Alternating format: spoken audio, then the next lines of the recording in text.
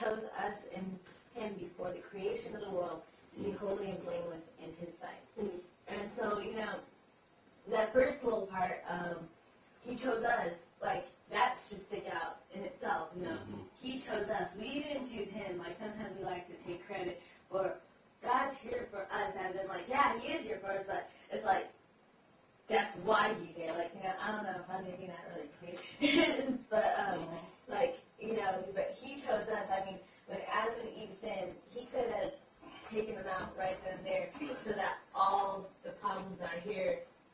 He could have, because we have such a bad human nature, So, he could have wiped that all out, but no, he chose us to be here, And so, going on in the creation of the world, for he chose us in him before the creation of the world to be holy and blameless. I was looking at blameless, which is without blame, and I was looking up in the dictionary some definitions for blame, and it was saying one of them was accused or at fault. So, when he's saying he wanted us to be created without blame, if we think about, Adam and Eve, when they sinned, what did Adam do when God found him hiding? Well, Eve took a bite of the apple first, So she's just a woman. Yeah, and so, like he was accusing Eve, he was blaming Eve for his sin. Yeah. So, He didn't take your exactly. responsibility. And that's another definition for blame, responsibility.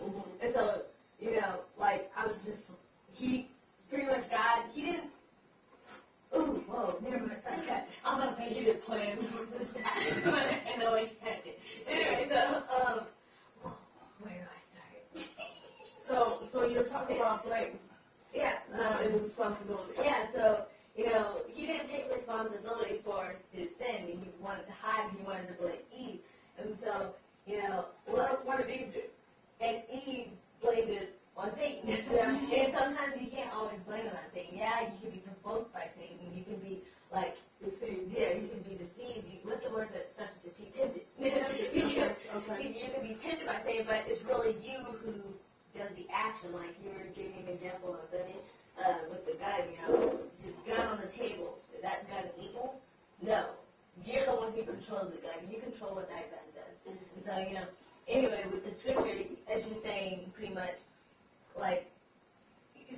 God was showing his plan before creation was made. Pretty much it's showing God's all-powerfulness. Like, he knew about each one of us before the world was even created. So we're in the 2009, so that means so far away.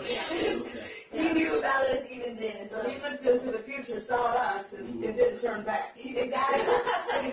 That's awesome in itself. He looked at me and didn't turn back. That's good. That's a blessing. That's just great. Exactly.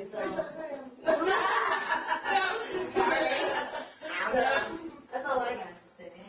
All right, but you also had a word in there, holy. Oh, yeah. How in the world, how can we be holy when he's holy? Well, I think holy, before Adam and Eve sinned, we were considered holy because we were without sin. We were actually perfect. Just like him. We were just like him. We looked just like him. We acted just like him. We weren't God, but, we were God-like. So, with holy, let's see if they have a definition of holy. Well, what do you guys think holy is? Well, she's looking at the Webster's dictionary. What do you think holy is? Whole. Complete. Complete. What Okay. you're supposed to be. What you're supposed to be. Okay. And after sin, We weren't what we were supposed to be. What we were supposed to be in this case is what God made us to be. And when we sinned, we missed the mark. Yeah. And he kind of poked a hole. Right? Okay, so and then we became holy. Okay, I'm sorry. That was wrong. But what do you think holy is? Well, I would say that holy is us as followers of Christ, living as he has ordained us to live. Yes. Following after him. Okay. Not following the ways of the world, but we turn away from the things of the world to follow all the things of Christ for the characteristics of him. Okay. Not All of right. the world. Okay. I'll add my 2 cents after we hear from the dictionary. I might get some hints from the Dictionary, they give 2 definitions. One is dedicated to religion, as well as spiritually pure. So I was thinking, that number one, dedicated to religion. Pretty much back then, they weren't distracted by all the things that we're distracted by today. They didn't have all the technology and things like that keeps us, that actually adds it to keeping us away from God. But is that an excuse? It's not. It actually is an excuse. Okay. Like we choose how close we are to God. We choose what keeps us apart. And so, like back then, that's pretty much all they knew. Like, I'm not saying that's the only reason why. So the people, are you saying that the people in biblical times were more holier than we were? Yeah. Yeah, but why did Jesus come if they were already holy? They sinned. Oh, they sinned, so they were not as holy. I guess. I mean, we can go back to. Does that make sense? Yeah. Okay. What did God constantly say through, His people? Tell them to be holy because I am holy. Right? Be holy because I'm holy. Yeah. Well, you don't have to say that to somebody if they're not not. walking. Yeah, if they're already holy, right? And so. So he said that to them before. Yeah. They said no. You're not. I'm not talking about Adam and Eve. I'm talking about who came after Adam and Eve. Okay.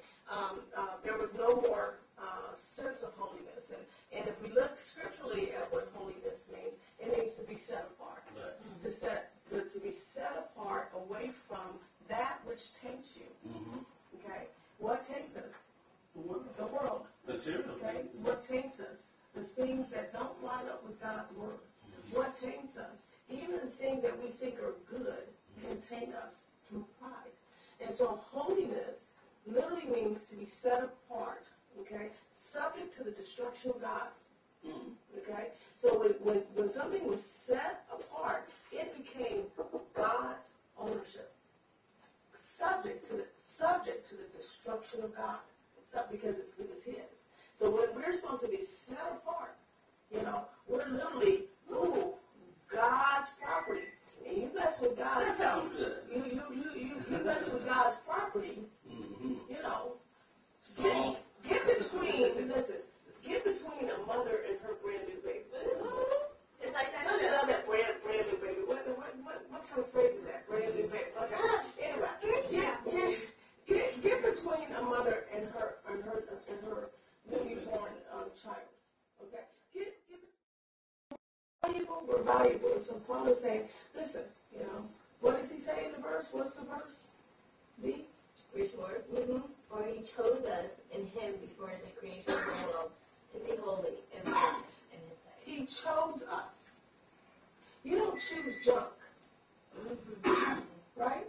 You don't choose junk. God saw his image in us. Why? Because we were made in his image.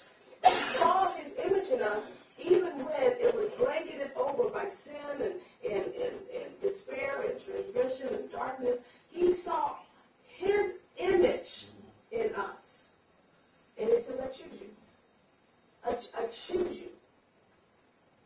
I don't know about you, but if you've ever been at school and they're picking sides, right? And they're picking teams, and what happens? They usually pick the strongest one, the good-looking one, the popular one. Right. It's a horrible thing, and especially if you're the last one to be chosen. But God says the first shall be last and the last shall be first. Because why? He chose you. He chose I. Okay? And then what does it say, D? That's it for that verse.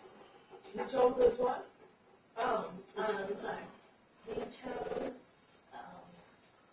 for he chose us in him before the creation of the world to be holy and blameless. Before the creation of the world. Before. Before you ever had even an opportunity to sin against him. Before the original sin came upon you, you were chosen. And since you were chosen, he ain't throwing you back. Right. Cool?